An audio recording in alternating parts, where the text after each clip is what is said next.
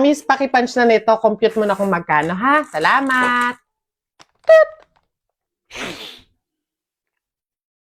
Ay, nakalimutan ko nga palang bumili ng sabong panlaba. Teka nga, bibili ako, nak. Diyan ka muna, bantayan mo. Lo, Nay, bilisan nyo ha. Mm. Lo, 500 na to ah. Nasaan ba si nanay? Wala akong pambayad dito. Be, 1,300 lahat. Teka lang wala pa si nanay. Ay, ang dami. Naku nak, thank you ah. Pinag-grocery mo si nanay. Naku, excited na ako magluto ng mga ulam. Psst, wala yun, Nay. Ay, nakalimutan ko pa pala bumili ng pabango. Diyan muna kayo, Nay, bibili ako. Hala, nak, paano to? Patapos na, oh. Opo, saglit lang ako.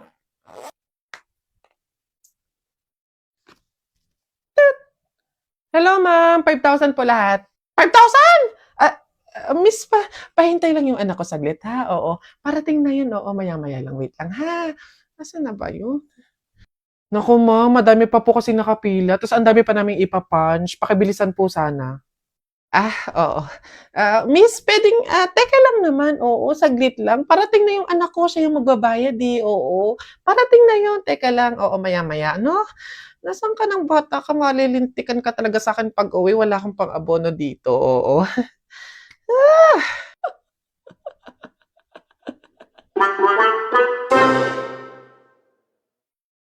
Ano ba to? Nay! Ano yan? Nasa ba yung kumot nating magaganda? Ano ba tong kumot na to? Parang hindi pa kayo buhay sa mundo. Andito na to eh. Ako nga itigil-tigilan mo sa kaartehan mo. Patuto kang magtyaga kung anong meron dyan. Ito, siya nga pala. Wow! Bagong kumot? Hindi. Dalhin mo yan sa mga bisita at dito sila matutulog.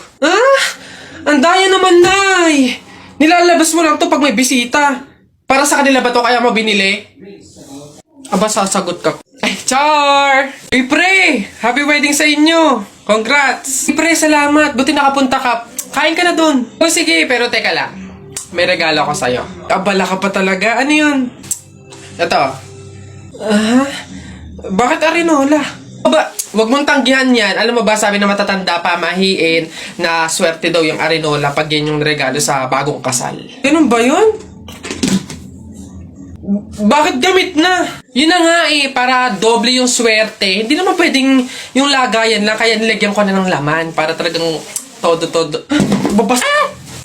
Tara, buhatin na natin yung kabaong. Ay, teka. Kamag-anak kayo, di ba? Oh, hindi pwede. Pamahiin yon. Bawal magbuhat ng kabaong ang kamag-anak. Yung iba na lang. Kayo na lang magbuhat dito. Yan, kayo. Ay, kami po. Ay, hindi po. Kamag-anak po ko. Pamangkin po ko niyan. Ay, ako rin po hindi kasi ninang ko po yan eh. Kamag-anak din po ako kasi kapatid po yan ni Papa. Ganun ba? Kayo. Kamag-anak ba kayo? Kayo na lang magbuhat nito, sige. Ay, kamag-anak ko din po. Tita ko po kasi yan eh. Ako naman, kapatid. Lalo na po ako po yung anak eh. Siya. Paano yan? Wala tayong magagawa. Kailangan sundin yung pamahiin talaga. Siguro, iwan nyo na lang yan dyan. May magbubuhat naman siguro kusa niyan. Iwanan nyo na yan dyan. Ayaw nga po, dapat talaga sundin yung pamahiin. Baka kasi may mangyari pang masama. Sige po, iwan na lang po natin. Bye po. Tara na. Bye, Nay. Bye, tita. Excuse me. May tatanong lang sana ako. Ay, sige po. Ano po yun? Kaibigan kasi ako nung namatay. Ililibing na, di ba? Napansin ko kasi wala yung taga-sigaw.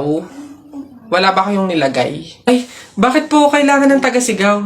Kasi di ba kaya siya namatay kasi pinatay siya? Nahuli na ba yung pumatay? Ay, ganun po ba? Hindi pa po nahuli yung suspect eh.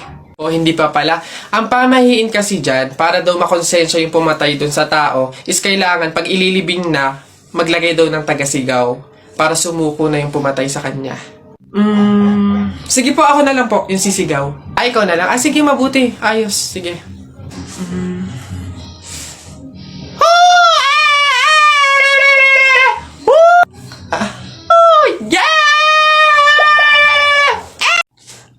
Iha, ikaw ba yung asawa nung namatay?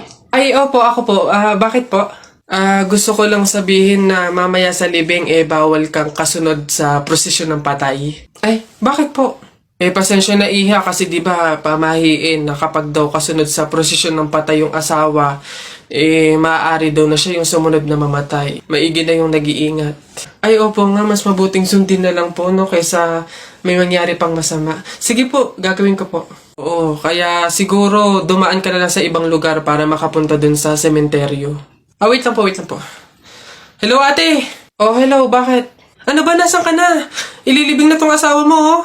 Ay, pasensya na ka mo kasi may sinunod pa akong pamahiin na dapat dumaan muna ako sa ibang lugar para makapunta sa sementeryo. Hintayin ka mo ako dyan mga 4 hours. Anak. Ay, nay. Bakit? May hawak bang pera sa kabaong yung lolo mo? Wala po, nay. Bakit po?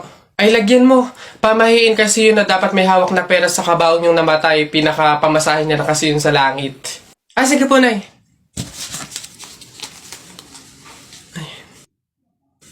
Ito po, lo. Pamasahin niyo sa langit. Ingat.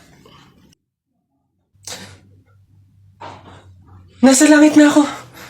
Ay, opo, tay. Kasi sinunod po ng pamilya niyo yung pamahiin na dapat may hawak kayong pera sa kabaong para may pamasahe kayo dito sa langit. Ay, ganun ba? Naku, Teka. 1,000 yung binigay sa akin. Nasa yung sukle. Ibigay niyo sa akin, ano to? Dayaan to, ha? Akin na. Ano na? Nak! Nay! Bakit?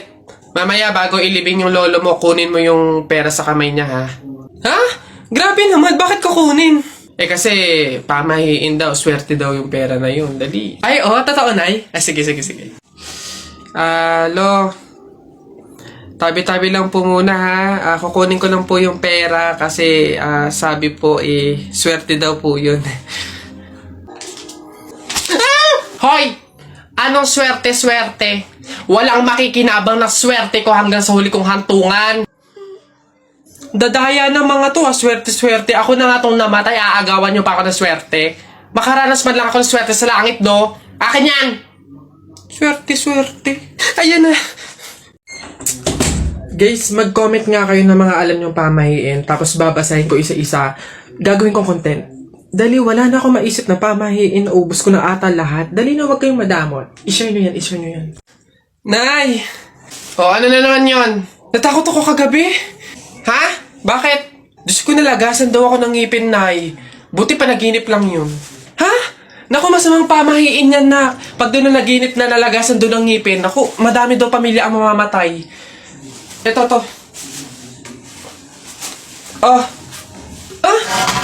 Ano to? Ayan. Sabi kasi na matatanda, kumagat ka daw sa kahoy para daw hindi matuloy yung masamang pamahiin. Dali na. Ang laki naman ito, Nay! Bakit ganitong kahoy pa? Ang laki-laki, oh! Huwag ka nang maarte dyan. Sinasabi ko sa'yo pag may nangyaring masama sa pamilya natin. Ako, ikaw sisisihinan. Ang laki naman kasi nito.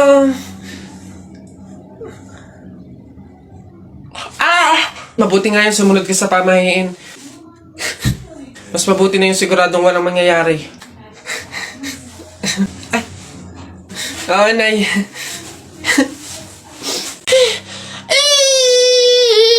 Sige. Nak, manganganak ka na, ha? May pamahiin tayo dyan. Oo, Nay. Ano nga ulit yun? Huwag kang magagalit o maiinis kapag nanganganak ka na. Ha? Bakit? Kasi daw maaari magkaroon ng kapansanan yung anak mo. Kaya pigilan mong huwag magalit, huwag mainis. Sige. Pipilitin ko. Ayan na, ma'am. Nakikita ko na yung ulo. Konti na lang, ma'am. Iripan na. Konti, ma'am. Ayan na. Ayan na. Ay, naputol ko yung ulo ng bata. Ay, ano? Ay, anak. Pamahiin. Pilitin mo huwag magalit. Dali. Okay. Chill. Pamahiin. Sige, nurse, kabit mo na lang mamaya. Nak? Nay, bakit? Mamaya, ilabas mo yung mga sopas at dadalaw daw dito sa burol ng lolo mo si Ate Telay mo. Ha? Si Ate Telay ma, ang anak is si Jacob? Oo, bakit? Naku, Nay, crush na crush ko yung dati pa. Wait lang, mag-ayos lang ako. Hoy, teka. Ha? Di ba sinabi ko na sa'yo, may pamahiin. Bawal magsuklay, bawal maligo, bawal magsalamin kapag may burol. Ha? Nay, ano ba yung pamahiin na yun? Hindi pwede. Nakakaya naman pag nakita ni Jacob na ganito itsura ko. Ikaw yung tumigil-tigil dyan sa kakirahan mo. Sumunod ka. Nice one. Hey, Mare. Naku, condolence. Hey, Mare, buti, nakadalaw ka dito. Ito nga pala anak ko si Jacob. Hello po, tita. May condolences po. Ay, nako, sige. Pasok kayo. Kumain kayo dun. May sopas dun. Ang hirap naman pag walang salamin. Ano itsura na ito?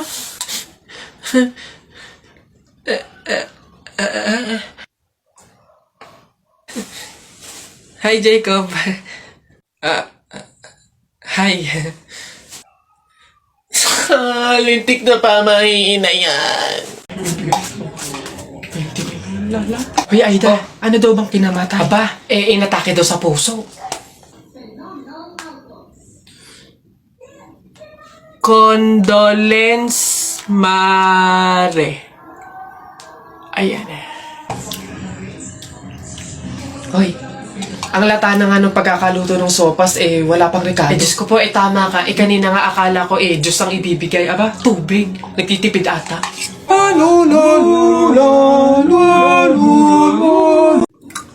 Uy, pre!